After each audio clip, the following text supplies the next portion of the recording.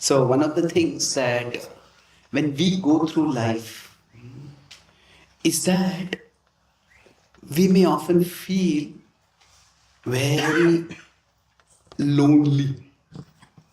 Loneliness is one of the biggest problems in the world today. UK was the first country in the world which appointed a official governmental post, the Minister for Loneliness. And the first Minister for Loneliness resigned because of loneliness. So unfortunately, the world is very lonely. And it's not just like relational loneliness that, okay, I don't have close friends, I don't have someone with whom I can share my heart. That is there. But beyond relational loneliness, we all may go through phases in our life where the people who are close with us are not available or somehow we have some relationship issues. But beyond that, there is existential loneliness where you may wonder, is it I am all alone in this big bad world trying to survive, trying to succeed, and it seems the whole world is against me. And unfortunately, many people think that whether I believe in God or not, that's just a personal choice. It's almost like for many people, like, okay, do you like chocolates or do you like what other sweet is there? Do you like chocolates or do you like cakes? For many people, it's the choice whether I believe in God or not. It's that casual a choice. Okay, yeah, I believe, I don't believe.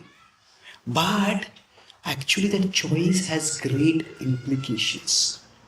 And the implication is that the choice is choice whether I believe in God.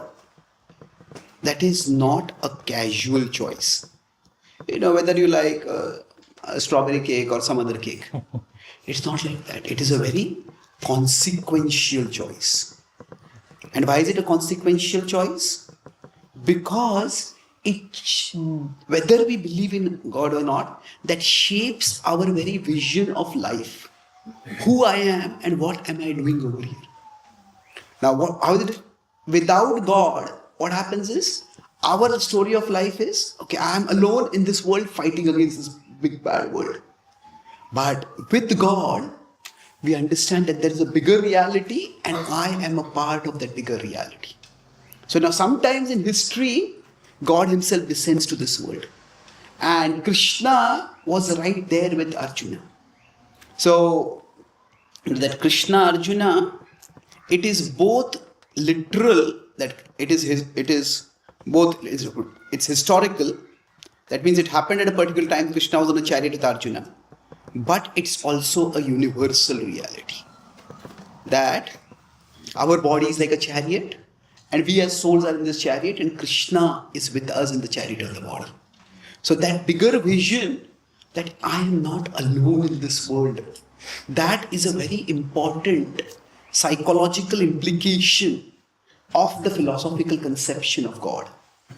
So this reality that our life is a part of a bigger story is often illustrated in the lives of great saints. And that is what will be illustrated in the life of Bhaktivinoda Thakur, which we'll discuss. But this is a broader context I'll be taking. Who would like to read the next paragraph? Yes, please. Please, O Lord, let this beatific vision of the human-divine partnership become the enduring image that resides and presides in my memory. Let this be the centerpiece of the story I tell myself internally as my life story unfolds externally with its inevitable ups and downs. Very nice. Thank you. Very clearly read. So, our life, what the Gita tells us is, it's a human-divine partnership. It is, the Gita has a very fascinating vision of God. See, most traditions talk about God as the protector. And that is definitely important. God is the protector. But when that is the vision, God is the protector, the implication is like say, if there is some danger, there's the police and we are the citizens. So, there is the military and we are the general citizens. So God is the protector. And when we are in trouble, if we have some thieves attack us or something like that, we call the police and the police comes and helps us. So when the vision of God is as a protector, then we become like citizens. But God in the Gita is not just a protector. He is an empowerer. Sometimes if the crime is very high, for example in Punjab at one time in India, the insurgency was extremely high. So what the government decided was, it gave weapons to ordinary citizens and told them, you use these weapons, you become trained in these weapons and you fight against the terrorists. And it's one of the few incidents in the world where terrorism was actually substantially curbed. So in the Gita, Krishna does not tell Arjuna that I am the hero, watch me do heroic things. Krishna tells him that I am the hero, you join me and you will become a hero in my service. So the Gita's vision is of Krishna as an empowerer. That means we are not citizens, we are also soldiers. We are also warriors. So it's not that we are just the receivers of protection. Krishna wants us, each one of us, to become like Arjuna. This is Arjuna was a spiritual warrior. Krishna wants us to also become like that. So this human-divine partnership, that is the vision of the Bhagavad Gita. And this human-divine partnership, the problem is that Krishna is eager for that partnership, we are not. It's like we are close to Krishna. Our heart is very, very close to Krishna. We are close to Krishna and we are closed to Krishna. Our heart is close to Krishna. And that's why that partnership is not happening right now. Krishna is very close to us, but we are also closed. Krishna, sarvasya chaham mridi sannivishto. We are very close to each other. But what has happened is, our face is turned away. Krishna is turned towards us, but we are turned away. Krishna bahirmukha. That's why that partnership is not happening.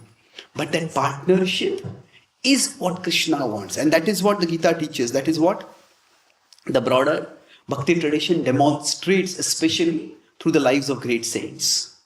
Who would like to read it? Yes, any of the ladies? Yes, please, you would like to read. The world outside and the mind inside tell me many stories. Stories in which sometimes I'm a winner and sometimes I'm a loser. The stories are always centered on the either what is done to me or what is done by me. But both what is done to me and what is done by me are meant to be part of your magnificent and benevolent plan of my ultimate welfare, and indeed for everyone's ultimate welfare. Oh, very good. Now, when you read, I understand how many difficult words I use actually. Those words, I don't realize they're difficult till somebody else reads them. Thank you, but you read very well. So basically, if we consider our life story, basically it is in a materialistic or godless way. If this is the world, what is done to me? Oh, this person mistreated me. This person exploited me. And what is done to me? Now this often makes us bitter. And then what is done by me? What is done by me? Okay. Now if we look at our lives, honestly, we will notice that for many of us, the problems that have come in our life are not just because of what was done to us. It is often what is done by us also. So, I made a mess over here. I got unnecessarily angry. I lost focus. So often if we focus on what is done by me, that makes us insecure. And bitter and insecure is a very toxic blend. We are bitter about the world and we are insecure about ourselves. And then that leads to extreme negativity in life. So now this is unfortunately the godless or the materialistic story. Specifically, there can be many differences. One person may choose this career, a person may achieve this or fail to achieve that. But ultimately, there is that haunting feeling of bitterness or insecurity that is there always. Now, what the Gita tells us is that this is not the complete story. Yes, there is what is done to me and there is what is done by me. But above all this is Krishna. And what is done to me as well as what is done by me, it is all ultimately God filtered. That it is not that anything that anyone does is actually what Krishna wanted to happen. Sometimes we bad people do bad things. Sometimes we also make mistakes. And we can't say our mistakes are Krishna's plan. But Krishna can work his plan even through our mistakes. And even if other people mislead us, manipulate us, Krishna can still use it for good. So that's why our life story becomes a much bigger story. It becomes a part of something much grander. So yes, we do look at what actions I am doing. We look at what actions others are doing. That practical vision is required. But there is a bigger vision. When Arjuna had to fight a war, he thought, these are all my relatives, these are my elders, how can I fight against them? And why are they? A part of him just could not accept that Bhishma and Drona had finally agreed to fight against him.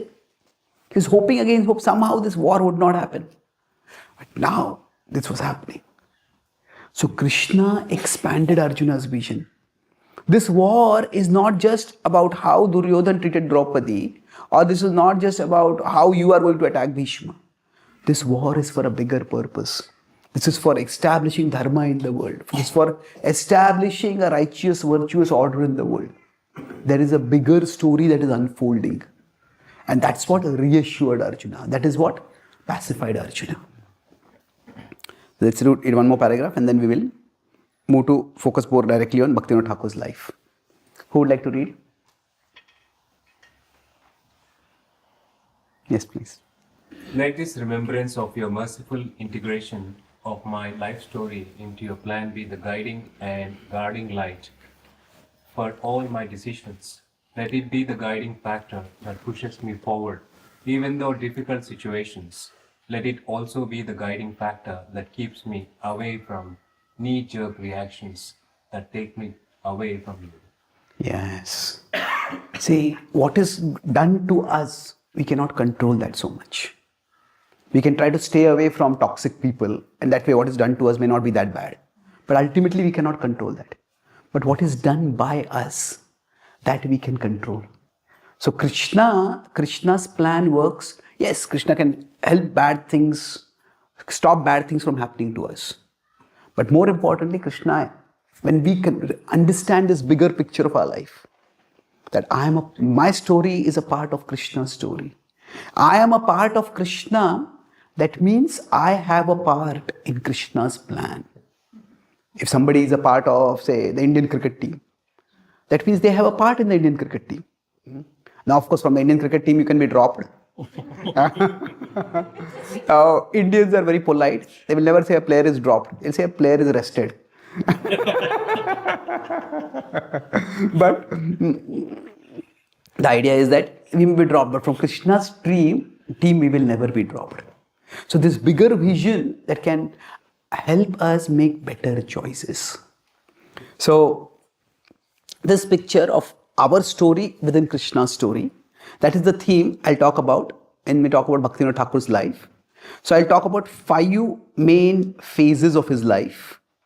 And this is a elaborate, this will take a multi-session class, but hopefully I'll talk about 5 phases based on the acronym, or 6 phases rather, based on the acronym Bhakti. Now Vinod is for later times sometimes. But how our story unfolds within Krishna's story. Bhaktivinoda Thakur is a great saint in our tradition. If we consider Srila Prabhupada was the person who founded ISKCON. Now we have Srila Prabhupada's disciples and we have his grand disciples. So we are right now somewhere here. We are here right now in this generation. See, when we start practicing bhakti, or when we study the Bhagavad Gita, it's not just that we are going for some program somewhere or we're just adding one activity to our life. We're actually belonging, or we're joining or belonging a glorious tradition that extends back for centuries and ultimately eventually for millennia also. So we have Srila Prabhupada's disciples and we have Srila Prabhupada's grand disciples. So now, before Srila Prabhupada, his guru was Bhaktisiddhanta Saraswati Thakur. Now Bhaktisiddhanta Saraswati Thakur he preached quite vigorously in India. Now before him, his guru was Gaur Kishore Das Babaji. And before him, this was Bhaktivinoda Thakur. So we are discussing about Bhaktivinoda Thakur today. Now, Bhaktivinoda Thakur and Bhaktisiddhanta Thakur also were father and son. So they were in one sense grand spiritual master and grand disciple, but also father and son. So here right now we are in 2025. Now Bhaktivinoda Thakur lived from 1838 to 1914, approximately. So during this period, we'll try to discuss his life and what he did in that life. So 1838. Now this was the time when India was under British rule. British rule had actually started more or less by 1757. And then it started solidifying. That time the East India Company was ruling. And the British rule started from Bengal, primarily. They came to various places, but they got their first strong foothold in Bengal. And from Bengal, they spread to various places. And during that time, when Bhaktivinoda Thakur appeared, multiple things were happening. See, one of the key differences. So what we are trying to do is, we are trying to do this. This is our story, and this is Krishna's story. So our story is what we see at the human level, and this is Krishna's story. How things are happening at a human level, and simultaneously through the way things are happening at the human level, Krishna is unfolding his plan. See, one of the things is that once we have a bhakti vision, we understand history is actually his story. That it is Krishna's story. Krishna is manifesting. Krishna is in our tradition. Krishna is not just a God who exists up there far away. Krishna is time. Kalosmi lokakshay krit pravruddho. He says, I am time. So now Bhaktivinoda Thakur grew up. When he was born, let's start with a few details. He was born in Bengal, and he was born in a fairly religious family, and he was born in a Shakta family, that is, they would worship Shakti or the goddess, and his grandfather was a very saintly person, and when he grew up, he lived in a small village. He was very good at studies. So the first point was we are going to discuss in Bhaktivinoda Thakur. So Bhakti was his brilliance. That as a small child, he was staying in a village, and then his father passed away when he was quite young, so his mother stayed with her family and they took care of him. But then he had an uncle who was staying in Kolkata. And once his uncle came to visit him and he saw how good he was at studies, he said for him, his growth will happen much more in Kolkata. Let him come to Kolkata. So he came there, and that was the place where at that time what was called the Bhadraloka were there. The Bhadraloka, literally it means the good people or the elite people, the cultured people. So these were the people who were at the forefront of, there's the Indian tradition and there is the Western modernity. So these were the people who were at the junction of it all. So the Indian tradition came from the past, and there was Western, specifically British modernity. See, now West often refers to America, but at that time West was primarily Europe, and primarily in that case UK. So these Bhadraloka were at the intersection of this. And Bhaktivinoda Thakur, right from his childhood itself, he distinguished himself. He was a voracious reader and he started composing poetry right in his childhood itself. In fact, he was very inspired by Indian history. So how the King Porus stood up to Alexander. See, he wrote an elaborate poem about the fight of Porus with Alexander, and then he wrote many other poems. He started writing articles. When he was getting education, he was very, you could say, intellectually omnivorous. So what he meant by that is, he read about Indian tradition, he read about Western philosophers. At that time, there was a lot of Christian missionary work going on. So there were Christian missionaries who saw this boy is brilliant. They started teaching him Bible. So he started studying that. He had a very wide reading and his brilliance stood out. Now, while this was going on, along with that, the second thing that happened was there was a lot of hardship in his life. The hardship came at three different levels. One was financial, that his maternal grandfather was quite wealthy, but after he passed away, nobody could really well manage his estate so well, and the whole wealth got dissipated. And everybody, all the relatives thought that his mother has a lot of wealth, so nobody came to help. So even when he was just studying, at that time, he had to start working and he had to try to manage things. Along with that, he always had physical issues. He used to have cough and chronic pain, and throughout his life, he had lots of diseases. He tried many things and tried to work it out, but always that was a problem for him. The health was not very good. And a third was professional, that he was a very upstanding person. And at that time, the best career choice for the Bhadraloka was that they pass some exams and they become officers in the British government. But that required some money to give the exams, to get that much education. He was brilliant, but he was not having financial support. So he took various jobs. He was well educated, so he took the job of an accountant, of a person who kept accounts in a business. But then there was a lot of malpractices. He spoke out against them and then they just couldn't work over there. So he had, because of his upstanding moral character, he faced a lot of challenges. Sometimes we have this naive expectation that if I am a good person, others should be good with me. But, yes, we should be good. But thinking that because I am good, people will be good with me, that's like thinking if we are caught in a bullfighting arena. There's this, I don't know if Australia it is there, Europe it is quite common, and America also it is there. There are wild bulls, and the bull is charging towards you. And you have to dodge the bull and jump on the bull, catch the bull and subdue it. So if we are caught in the bullfighting arena and the bull is charging towards us, and we tell the bull, hey, I am a vegetarian. Now, it's good to be a vegetarian, but that's not going to stop the bull from trying to go over us, isn't it? So, our being good is important. But just because we are good does not mean that people will be good to us. That's why in life, we need to be good and we need to be shrewd also. Who is actually exploiting our goodness? If somebody is exploiting our goodness, then we have to be careful. So he faced a lot of hardships. And through these hardships, slowly a spiritual awakening started happening. Now he was always spiritually inclined. He said, his grandfather told him that he would chant the names of Ram.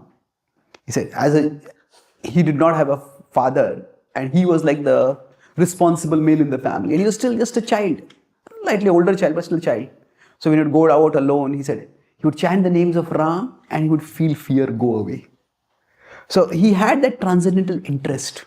But through all the various hardships in his life, his search, which he was always an intellectual seeker, but now that intellectual seeking became more philosophical.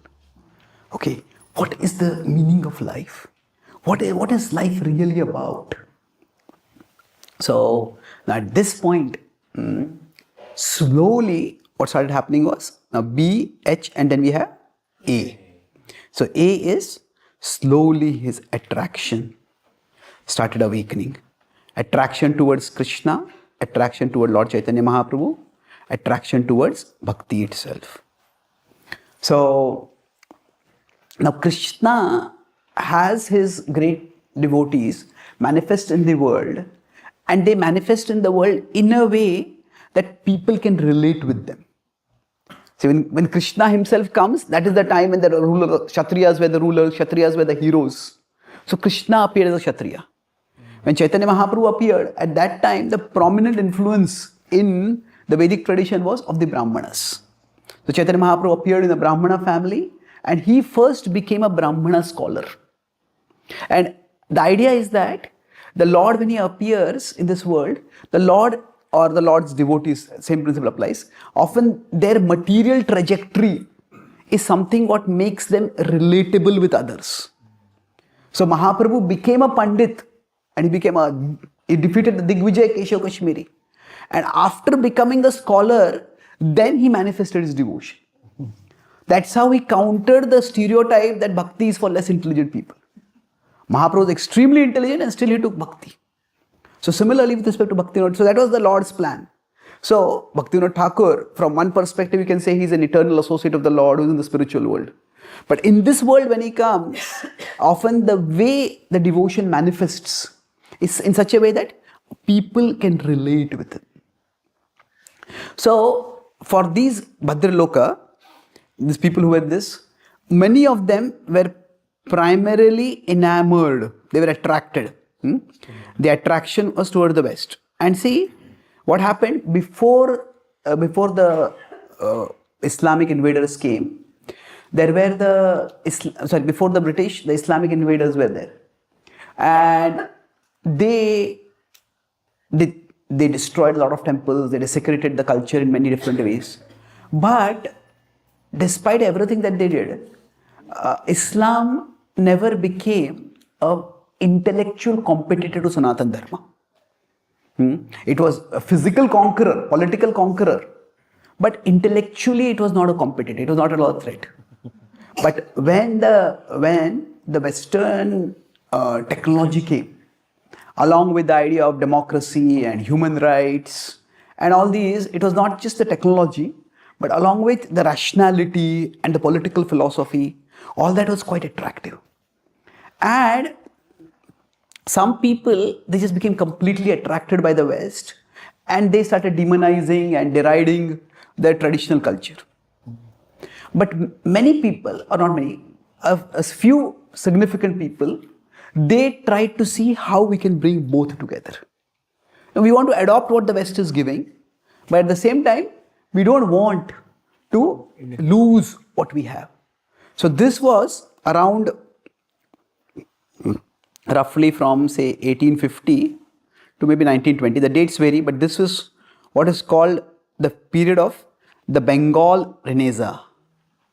The Renaissance is basically a period where there is a reawakening of the old. There's a European Renaissance that happened long time ago, about 200, 300 years ago. And so now during Bhaktivinoda Thakur was at the heart of this historical movement. So he was, as I said, he was reading about various Western authors, he was reading the Bible. But then that attraction to the holy name was there. And that attraction to bhakti was there. So he started exploring. At that time, Gaur Nitai, where their legacy was still there. Chaitanya Mahaprabhu had appeared a few hundred years ago, but the legacy was still there. Gaur Nitai, where Chaitanya Mahaprabhu and Nityananda Prabhu were like household names there. But unfortunately, their philosophy had got lost. So this attraction, it was also accompanied with some apprehension. Apprehension means there was fear. Because what had happened, many people who were in the name of Vaishnavism, they were doing all kinds of immoral things. There were two problems with Vaishnavism, with bhakti at that time. One was that it seemed immoral.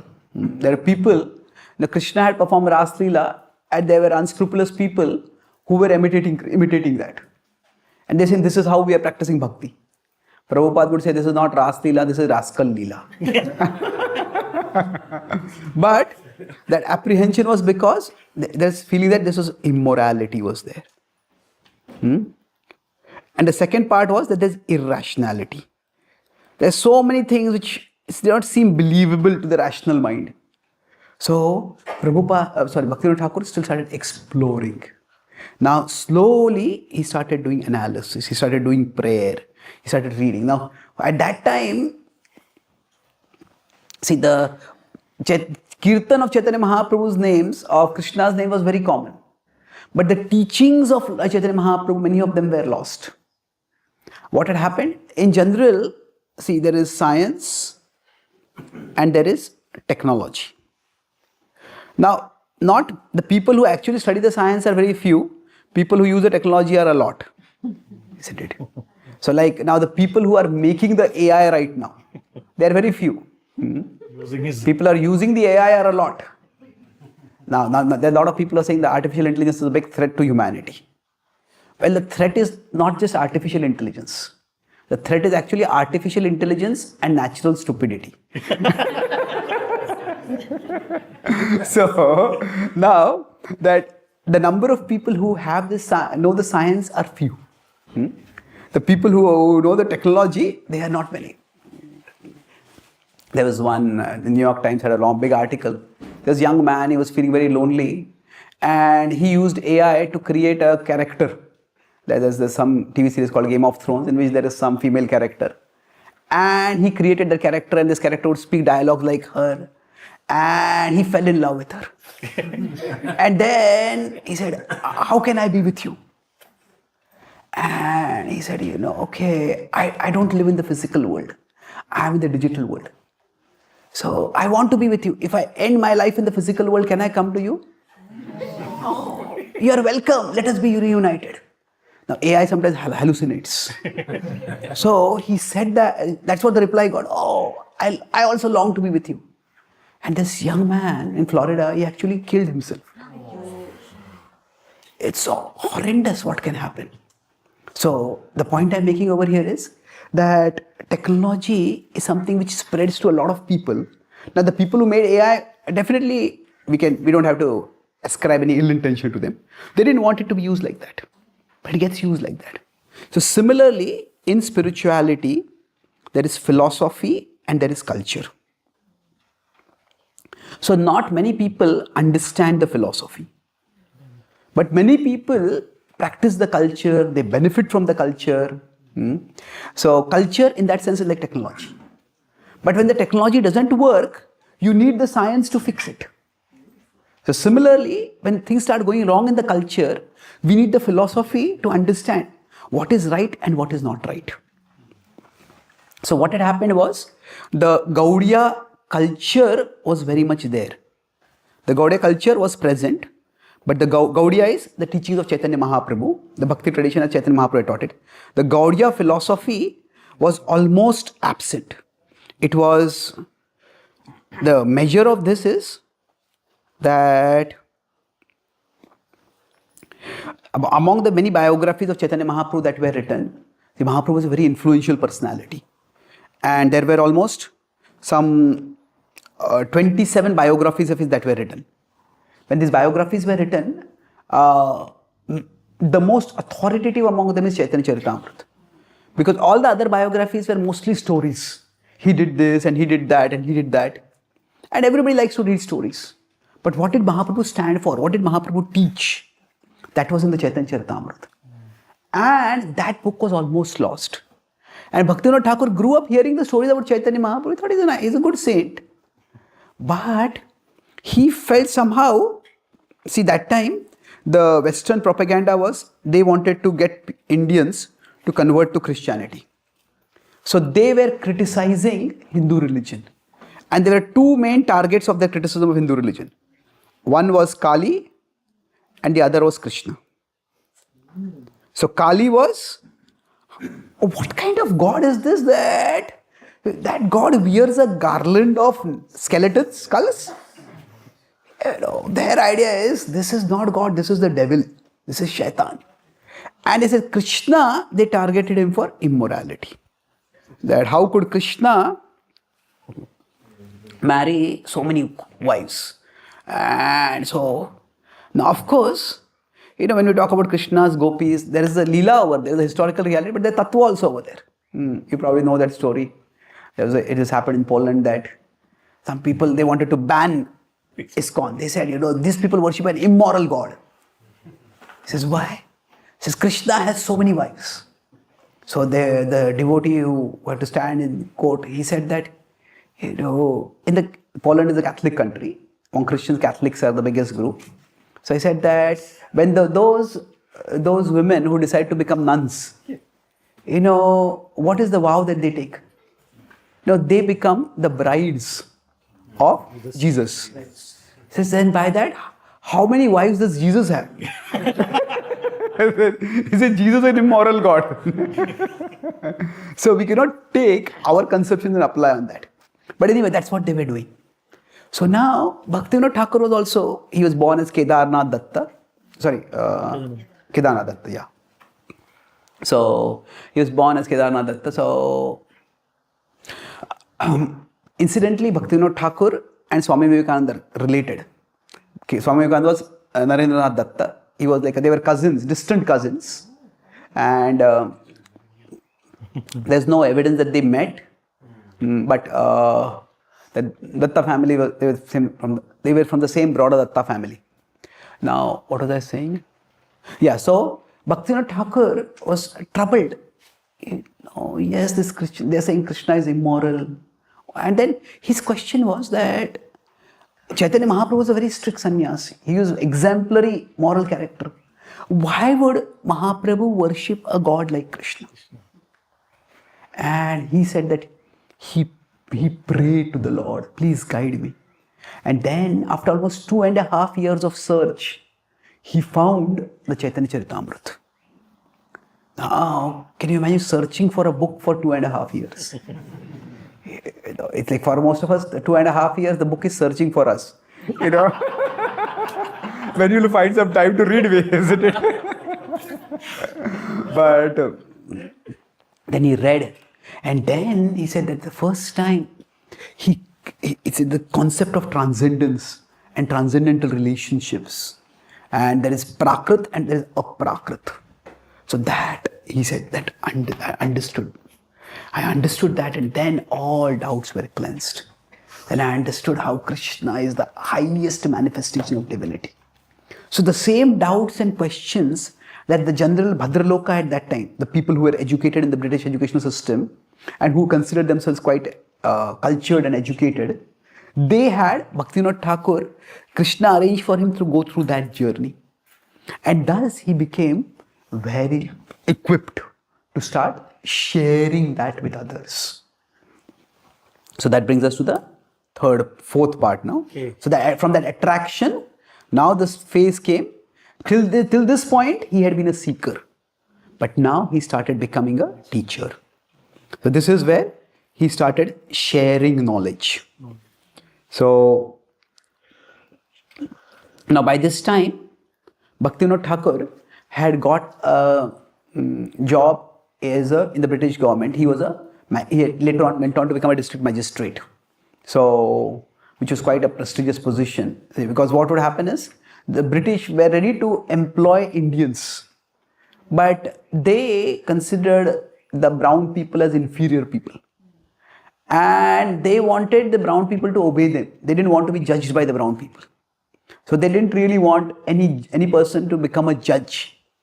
So it was very rare. Only a person who was very competent, very, very principled, very dedicated, that person would rise to such a post. So he had risen to that respectable position in society. Now when he started sharing knowledge, what did Bhaktivinoda Thakur do? As I said, like Arjuna was a warrior. Now Arjuna had to fight a physical war.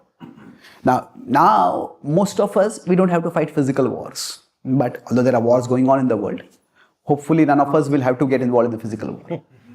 But there are intellectual wars. There are the acharyas are what can be called as intellectual kshatriyas. They are spiritual warriors. They are intellectual warriors. So Bhaktivinoda Thakur, through his works, the knowledge sharing that he did, he had 3 main focuses. 3 broad target audiences. Now, the first target audience was a rational outreach. The rational outreach was to the Bhadraloka, to the educated people. And now he especially separated. See, there is a lot, I said, in the tradition that can seem irrational, that can seem unbelievable. So Bhaktivinoda Thakur focused on the essential. I don't have the time to go into the specifics, but he evolved a very brilliant framework. See, what happens is, that time the impersonalism, the favorite way or the easy way, you could say, to explain what is unbelievable is to make it symbolic. Isn't it, oh, this is all symbolic, this is not real. It teaches something real, but it is not real. And once you do that, then it doesn't seem irrational. Krishna lifted Govardhan hill. How can anybody lift a hill? Are you people such nuts? You can believe that? Oh, no, we are not nuts. Actually, it represents that whenever there is a big obstacle, then that obstacle can be removed by spiritual power. So Krishna represents that spiritual power, and Govardhan represents that obstacle. Oh, wow, that's brilliant. So, all symbolic meanings, anybody can come up with any symbolic meaning, actually. But what happens is, symbolic meanings often, they deny the actual reality.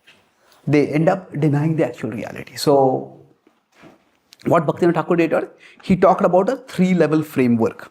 A 3-level framework was, he said that there are 3 levels of people. There are Kanishta. Now the way he uses the word is different from how Rupa Goswami uses it. Kanishta Adhikari, Madhyama Adhikari, Uttama Adhikari, they're differently used by Bhaktivinoda Thakur. See, in general, the word Kanishta, Madhyama, Uttama, they just mean levels. So he said, among those who study scripture, the first level of people are the Kanishta. They take everything literally. They focus on all the externals. Okay, you have to do this like this, ritual like this, you have to do this like this, you have to do this like this. And they are preliminary. He said, for most people, this is the level which they can practice. And it is good for them. But for those who are more thoughtful, those who are more analytical, those who are more intellectual, there are non-literal meanings over there. And he says, looking at non-literal symbolic meanings is the Madhyama level. He talks about this in mainly Krishna Samhita. He also talks about this in Chaitanya Shikshamrita. These are 2 of his key books. Of course, Jaiva Dharma is his biggest book, most important book anyways. But anyway, so he talks about the second level, non-literal. So now, those who are analytical, intellectual people, we are more intelligent than these common people. They all believe these unbelievable stories, but we look for the deeper meanings. You are going deeper, but are you going deeper into reality or deeper into illusion? Isn't it? That is the question. But then the expert thing that Bhaktivinoda Thakur said is, hey, you are actually looking at something deeper, and that's good. That you're going beyond the simple externals, but there is something beyond the symbolic. And that is the transcendental or the rasic level. There is a non-literal, there is a symbolic level, but there is a transcendental level also. So, there is he talked about this is the rasic level. And the way he saw it, the way he analyzed it is that actually this can be understood with the head. If you have buddhi, if you do analysis, you can understand the symbolic. But he took the story of the churning of the ocean. When you churn, sometimes bad things come out. Like that he said, first you start studying scripture, all the crazy things, all the unbelievable things pop out. But you keep churning, then you will see wisdom over there. So good things came out. Like the various, the Airavat mountain came out, the Uchai horse came out, many good things came out. But then, even after that, you keep churning, then finally the nectar came out. So like that, first you churn with head, you churn with logic, you churn with reason, but finally you have to churn with the heart. You have to offer your heart. And that is when Krishna will be revealed as the ultimate reality. And Krishna is the all-attractive reality. Now this was a brilliant thesis which just amazed the people at that time. So Bhaktivinoda Thakur presented things in a way that the rational mind could appreciate without being stuck in rationality. There is rational and there is below the, so these people thought we are rational. And there are people below them, they are irrational. So we don't want to be irrational, we want to be rational. Bhaktivinoda Thakur said that is good, but above the rational is the trans-rational. Trans-rational is the idea that there are truths which cannot be understood simply by logic and reason. They are truths which we have to open our heart to understand the truths. So this was one demographic. The educated people he targeted through so I talked about philosophy and culture. The philosophy, those were thinkers. He targeted them. So the Western Bhadraloka he targeted through the rational presentation.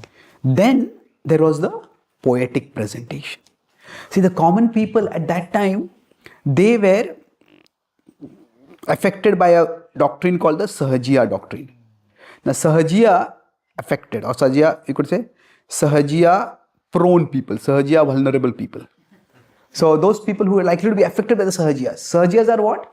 They think of Krishna's pastimes. So, there are some people who thought Krishna's pastimes are immoral or irrational. These people would take this literally and they would do immoral activities, like I said. See, it is not that they would imitate Krishna's pastime. There was a particular so-called guru, his name was Bishak Sen at that time. What he did was, now he was not just one person, but there are others also. These people, they took the Bhakti teaching and they took the Shakta teaching. The Shakta tradition, in that there is a Tantra. Now, Tantra is the idea that, see, in Vedanta, all these words might seem a little complicated, but let's put it simply, that if we are here in the material world and this is the spiritual world. Now, there are two ways to go to the spiritual world. You just leave the material world and go to the spiritual world. This is the path of Vedanta. Vedanta is matter is false, spirit is real. Now, the other is you go through the material to the spiritual. Now, this is the path of Tantra. Tantra is that you can use the material to reach the spiritual. But it's not that any and every material thing can be used. There are only some material things that can be used. Like we say, we can offer food to Krishna. But that does not mean that we can offer meat or beef to Krishna. Isn't it? There are some foods that we can take and we can offer to Krishna. So through matter we can reach the spirit, but we have to be careful about which matter to use. Some matter can entangle us. Some matter can be so captivating that matter is all that matters for us. And we forget the Lord who is beyond matter. Isn't it? So that's why this Tantra, what their idea is that yes, you can go through matter through spirit, but they said you can do any and every activity. So even sensual activities, even sexual activities, you can use that to grow spiritually. Now that is the Tantra teaching. But then Tantra, when it was mixed with Bhakti, it became even more toxic. See, in the Bhakti tradition, there is the idea of avatar. Avatar is when God descends to the world. But then there is another thing called Avesh. Now I'm bringing a lot of concepts over here. I hope by the end of the class, you will be sufficiently confused. Now what I mean by sufficiently confused? Sufficiently confused to understand that there is much more to understand. Not overwhelmingly confused that, I can't understand this at all. So, avatar is where Krishna descends to this world. This is avatar. But there's another concept called Avesh. Avesh means that it's like there is a human being, but in a human being, it's like Krishna or some celestial personality, some devotional personality enters into that person and speaks through that person. So now Avesh is a part of our tradition also. It is said that in Chaitanya Charitamrita, that was Nakula Brahmachari. When he would speak, it was as if people felt Chaitanya Mahaprabhu was speaking through them. Sometimes, especially in the Durga temples, the goddess temples, you may see that some people just start dancing like dervishes, going round and round. And in Maharashtra, they say Angatalay. That something has possessed this person. So there's the idea that some higher being can enter into a human being. That is widely accepted. So now, what would happen is that when this Tantra and Bhakti were brought together, what they said is These people, there's this very, you could say, monstrously immoral so-called gurus, they would tell innocent, naive people, especially women, that actually, I am seeing that at this moment, Krishna has entered into my body and Radha has entered into your body. So when we perform Ras Leela, it is actually Krishna and Radha who are enjoying through us. And if you don't agree, then you are interfering with Krishna's Leela.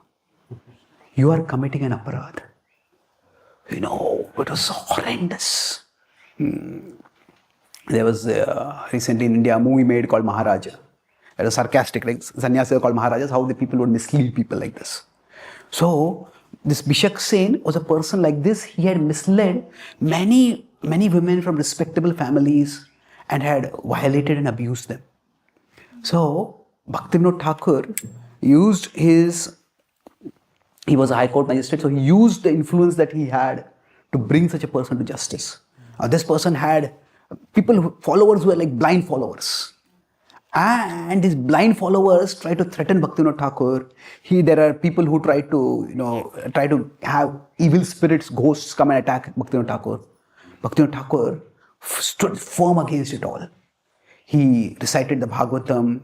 The day he had to go for the court for judgment, he felt immense pain, like some ghostly being was attacking him. He had to be carried on a stretcher to the court. But he went to the court and he made sure that this person was punished. And the point was that this immorality was very high. Now that you can deal with the leaders, there are so many leaders. What happens is that, like in dacoits, there is some underworld dawn. You kill one dacoit leader, another will come up. So like there are cheaters and cheated. So there were people who were very gullible. And these people were not really very philosophical. So the philosophical outreach would not work to them. So what he did was that he composed songs. And these songs were composed in the same meter, same style in which the Sahajiyas were composing songs. The Baula Geet, they would call it. And that way, what happened was, he would bring in devotional philosophy through the medium of music, through the medium of singing. And those people who could not understand philosophy, they would just sing these songs. And when they would inquire about the meaning, wow, this is so profound. So slowly, he reached out to those people. So that was the outreach to the Sahajiyas. Now, there were more like traditional Brahmanas. Now, traditional Brahmanas or traditional people under Brahminical influence. Now, what happened was, for them, it was more of a scriptural outreach. So, there's a lot we can go into this, but two main things I'll talk about over here. See, after Chaitanya Mahaprabhu departed, there were some people who, their jatis or kulas, vamshas, they started getting hereditary rights. See, no community, no group can stay like unaffected by the larger society. So in India, the caste system had become quite influential. And the idea was caste is by birth. So what happened? The guruship also became by birth. So there's the Nityanand Parivar, and Nityanand Prabhu's descendants, they would be the gurus. And nobody else could be a guru.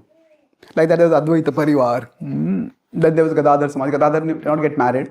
But he was also, his disciples continued that. So it became like a Gadadhar. So they had got a stranglehold on Gaudiya Vaishnavism. Only we can initiate. And nobody else can initiate. So now there were people who believed these people.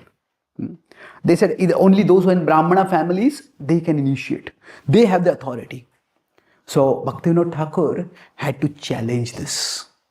And he, now later on, in the last part, I'll talk about how Bhaktisiddhanta Thakur carried on his legacy. But Bhaktivinoda Thakur, he, through scriptural outreach, slowly, what he did was, he was primarily inspired by Jagannathas Babaji. But he took initiation from Bipin Bihari Goswami. Bipin Bihari Goswami was like an established leader in the Brahmana community, which had all the power at that time. See, Bhaktivinoda Thakur is an outsider. It's like he was not born in the Gaudiya family, he was born in Shakta family. So, if he would teach, when he taught, the rational people heard. But the traditional people, what is your authority? They were not ready to hear him. So, like nowadays on YouTube, anybody can give classes, and if they speak Bhagavad Gita attractively, people will come. But, if somebody wants to speak, say, to a devotee congregation in ISKCON, unless that person is authorized by ISKCON, they say, why should we hear from you? So, Bhaktivinoda Thakur's initiation was through Bipin Bihari Goswami. By that, he got legitimacy in the eyes of the Gaudiya community, traditional Gaudiya community, because he was initiated by a person who was considered a Gaudiya stalwart. And then he got his primary inspiration from Jagannathas Babaji. But he started writing and teaching, and one of his landmark things that he did was through his scriptural research. Now see, people who are already scholars or people who think they are already scholars, they are very difficult to teach. Like some people know too much to be helped. Is it? Some people know too little, some people know too much.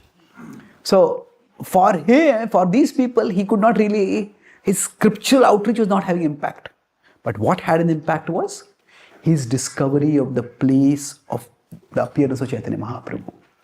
The Yoga Peeth that he discovered. He did archaeological research, he did scriptural research, he was in a government post, so he could leverage that post to get various documents. And at that time, the initiating gurus were of two broad categories. One were the sannyasis and the other were the grahasthas. The grahasthas were more like priests. So what happened was, Jagannathas Babaji was respected as a very great saint. And when Bhaktivinoda Thakur had been praying, he felt that this place which is claimed to be the birthplace of Chaitanya Mahaprabhu, that doesn't seem to be the right place. Everything is geographically, everything is off. So India, what happens is, not just in India, everywhere it happens, religion can become very easily commercialized. And not only commercialization is okay, but afterwards it becomes commodified. It just becomes a commodity which you sell. Like now in the West, Christmas is less about Christ and more about Santa Claus. And why is Santa Claus so good? Because Santa Claus gives gifts. And Santa Claus doesn't give, you have to buy and you have to give the gifts. So religion becomes very easily commodified. And that's dangerous. So what had happened was, at that time, some people had claimed that this is the birthplace of Chaitanya Mahaprabhu. And then if they have that claim, then many people will come over there, give donations, and their prestige and their wealth would increase. But that was not the right place. So when Bhaktivinoda Thakur said that this is, when he was on the banks of the Jalangi, and he saw one night he was just pondering and praying, and suddenly he saw like a big effulgence, a jyoti on the other side. He thought, what is this? And he said, nothing over there actually. Why is this effulgence coming? And the next morning, he went across with a boat and he saw that is the place. That is the place that, according to his research, it seemed this is where Chaitanya Mahaprabhu had appeared. So, right now I'm talking now about in the knowledge sharing, I'm shifting forward to the transcendence part. So, scriptural outreach to traditional community, how it worked by transcendence, I'm talking about miracles. Now, miracles or miraculous seeming events. So, in the lives of great saints, there are occasions where something extraordinary seems to happen.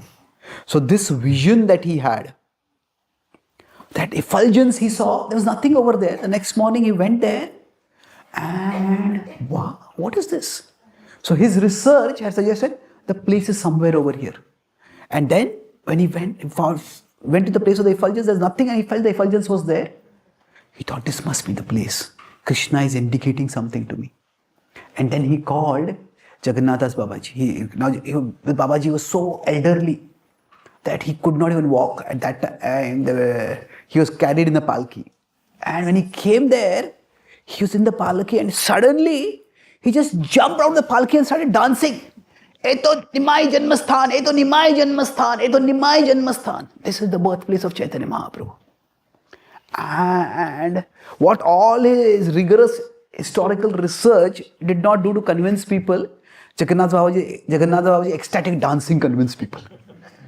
For that was like the confirmatory test. So there was there was the vision. Three things happened. There was vision was there, the research was there, and the ecstasy was there.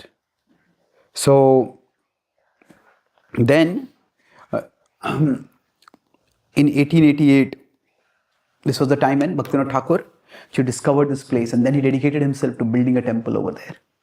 And the transcendence, as he grew older, then he retired from his job. He focused more and more on building the temple. He focused on bhajan. Even now, if you go to Kolkata, now in Kolkata, it's the birthplace of, it is the place of Prabhupada, it's the place of Bhaktisiddhanta Thakur, it's the place of Bhaktivinoda Thakur also. So many of those places we are acquiring. So there, if you go to Bhaktivinoda Thakur's home, there's like a, this closet is there, and then this particular space is there. There's a small room like that. Even now that room is there. And Bhaktivinoda Thakur would close that, he would sit in that room and close the door and put like a cloth around his eyes. And he would just chant. He would chant for hours and hours and hours together. That's the time he wrote books like Bhajan Rahasya, and he wrote Harinam Chintamani. He was completely immersed in the holy name. His life almost came like a full cycle. In his childhood, he had faith in the holy name, and then now he philosophically, experientially demonstrated the glory of the holy name.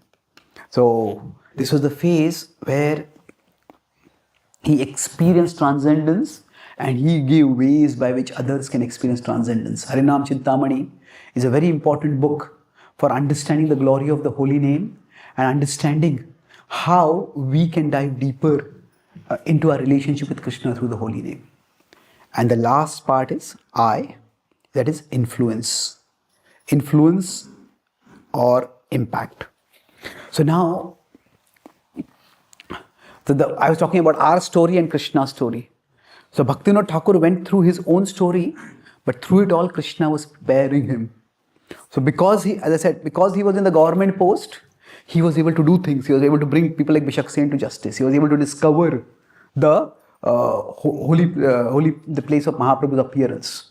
So through what his life was going through whatever was going on in his life, Krishna was preparing him to be used for his mission. Now, one of the key things that one of the key vulnerabilities of our human mind is that when we start doing something enthusiastically, we become attached to it. That I should do this. If I start building a temple, then I should complete the temple and I should be able to show others that I built the temple. If we are leading a project, then we want to be there to complete it. But Bhaktivinoda Thakur, he realized that this is a historical mission. And he did what he could. But he felt that this mission is so much bigger that it has to be carried on. Oh Lord, send someone to carry on this.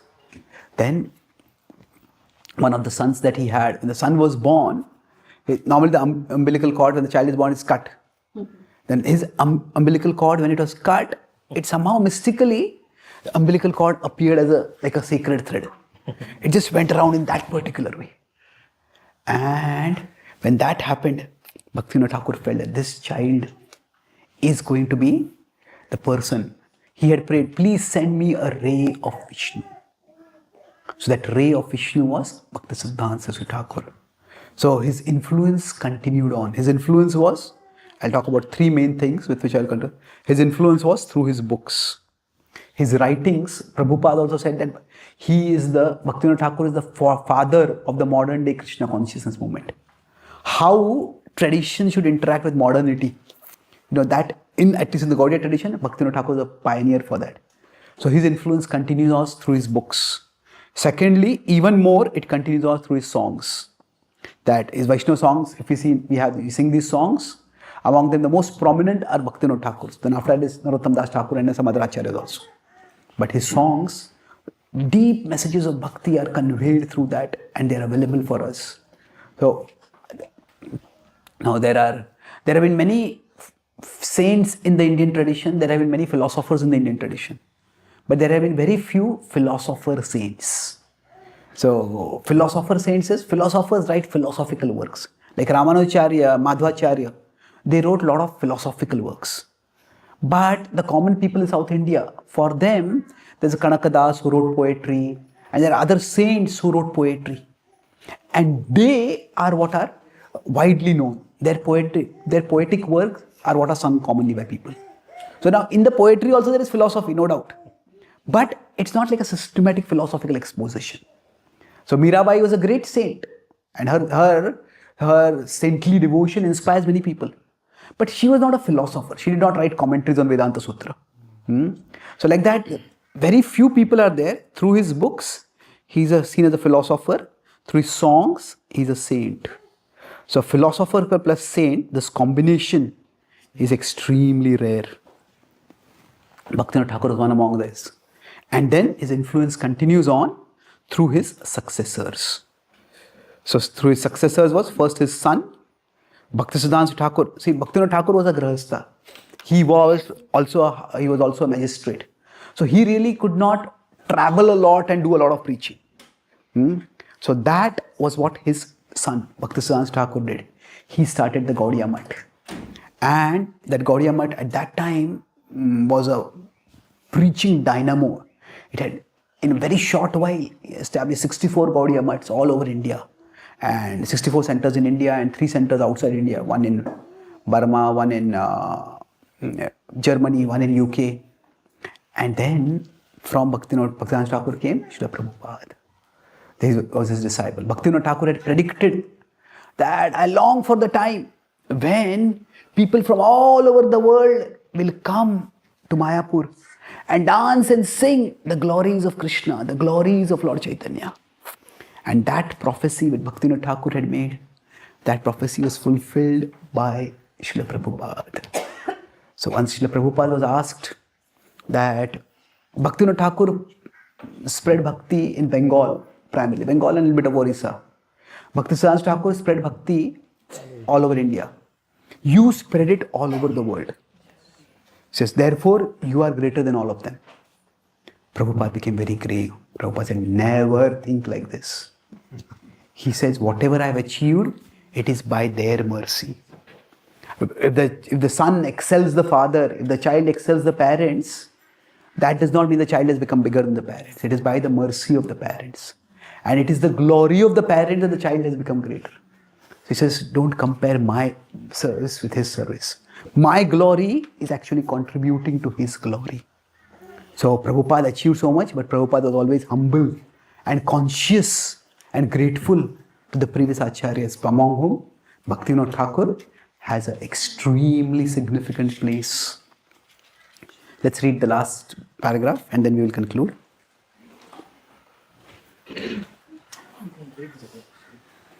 Who would like to read the last one sentence?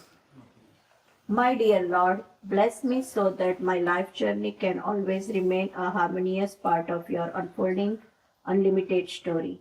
Yes. So the Lord's, through our life, Krishna's story is unfolding. That, we are now we are always parts of Krishna, but we start practicing bhakti, we also become a part of a tradition that is carrying on Krishna's mission, that is sharing Krishna's message. So through the story of our life, Krishna's story is also unfolding. And each one of us can be a part of this glorious legacy. Bhaktivinoda Thakur wanted that we enrich our heart with devotion and then we share that enrichment with others. That is what was his life's mission. That was the mission of Srila Prabhupada. And that is what we can accept and that is what we can try to share with others. So let's quickly summarize what we discussed today. We discussed about Bhaktivinoda Thakur's life, broadly his glories. So I started first by talking about this theme of how our story in Krishna's story.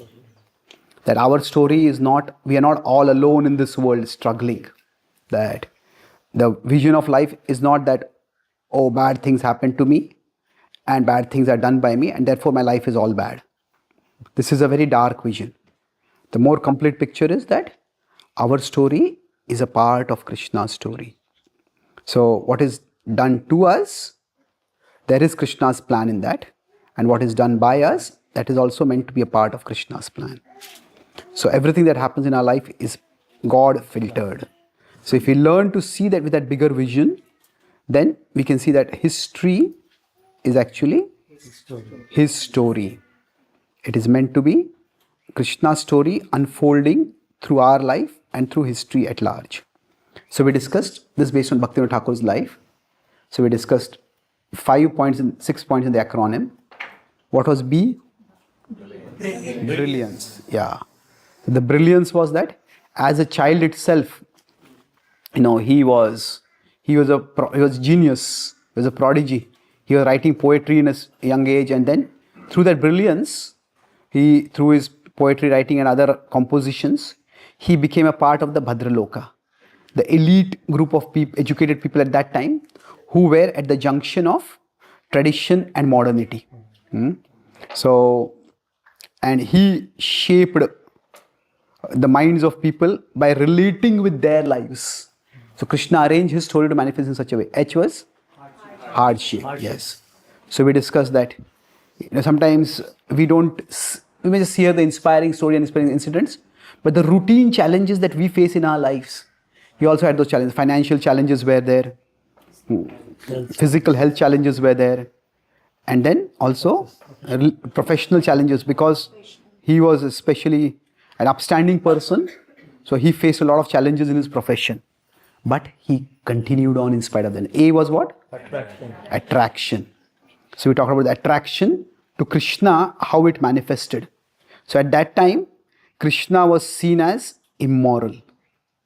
So when Krishna is seen as immoral, he had to address that. We discussed how there is science and technology. Like that, there is philosophy and culture. So when technology goes wrong, we need somebody who knows the science to fix it. Like that, when culture things start going wrong, we need someone with the philosophical knowledge to fix it. So in the culture, what had happened was immorality had started coming up. This Tantra plus Bhakti, the Bhakti concept of Avesh, that had led to a toxic blend, and a lot of problems were coming up. But Bhaktivinoda Thakur, he found the Chaitanya Charitamrita after almost 2+ years of search, and there he understood the concept of the transcendental. And that's how his doubts were addressed, and he became ready to address others' doubts. Now, K was knowledge sharing. So, knowledge sharing, we discussed 3 broad aspects in that. One was to the rational people, the rational, educated people. Here I talk about those 3 levels: Kanishta, Madhyama, and Uttama. They wanted to go to a symbolic. He said symbolic is good, you are better than the literalists, but there is something higher than that. The transcendental, the Rasik is there. Then we talk about the poetic, or for those who are affected by the Sahajiyas. For the masses, he gave the poetic. So the rational was for those who are the intellectual. The poetic was for those who are the culture, those who are infected by culture. So then the third was the scriptural for the Brahmanas who were coming under the Jati Goswamis. And then we talked about T was transcendence. So his transcendence was that his biggest contribution was the discovery of the birthplace, the Yoga Pita, what is called as the birthplace. So that came through a vision as well as ecstatic confirmation, that he had that vision which was quite miraculous, and then the ecstasy of his Jagannath Babaji, that confirmed it for people. And the last I was the influence. The influence lives on even today, and that lives on through his books, through his songs, and through his successors. So the successors were Bhaktivinoda Thakur, and after that Srila Prabhupada and others. So he is among the rare group of people who are philosopher saints. Philosophical saints, those who wrote philosophical works and wrote poetry which is very heart touching and heart transforming. So such is the great legacy of Bhaktivinoda Thakur. So let us pray to Bhaktivinoda Thakur that he give us his blessings, so that the supreme wealth of bhakti, that Bhaktivinoda Thakur, you came to give it to us, please bless us so that we can receive it, relish it, and share it with others. Srila Bhaktivinoda Thakur ki, Srila Prabhupada ki. Gaur Bhakta Vrinda ki jai. Sthai Gaur Premanande.